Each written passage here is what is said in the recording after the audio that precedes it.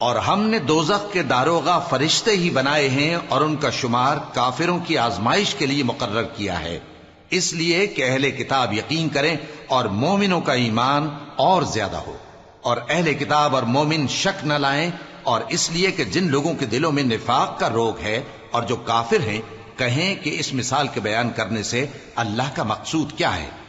اسی طرح اللہ جس کو چاہتا ہے گمراہ رہنے دیتا ہے اور جس کو چاہتا ہے ہدایت دیتا ہے، اور تمہارے پروردگار کے لشکروں کو اس کے سوا کوئی نہیں جانتا، اور یہ قرآن تو بنی آدم کے لیے نصیحت ہے۔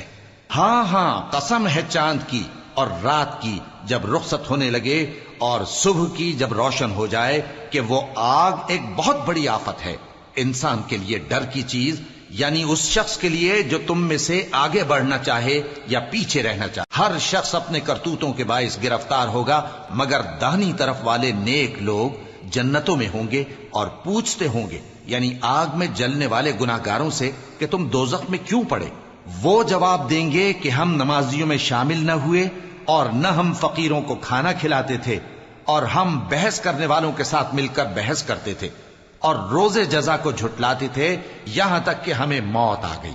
تو سفارش کرنے والوں کی سفارش ان کے حق میں کچھ فائدہ نہ دے گی۔ ان کو کیا ہوا ہے کہ نصیحت سے روگرداں ہو رہے ہیں، گویا گدھے ہیں کہ بدک جاتے ہیں جو شیر سے ڈر کر بھاگ جاتے ہیں۔ اصل یہ ہے کہ ان میں سے ہر شخص یہ چاہتا ہے کہ اس کے پاس کھلی ہوئی کتاب آئے، ایسا ہرگز نہیں ہوگا۔ حقیقت یہ ہے کہ ان کو آخرت کا خوف ہی نہیں۔ کچھ شک نہیں کہ یہ قرآن نصیحت ہے، تو جو چاہے اسے یاد رکھے، اور یاد بھی تبھی رکھیں گے جب اللہ چاہے۔ وہی اس لائق ہے کہ اس سے ڈرا جائے، اور وہی معاف کرنے والا ہے۔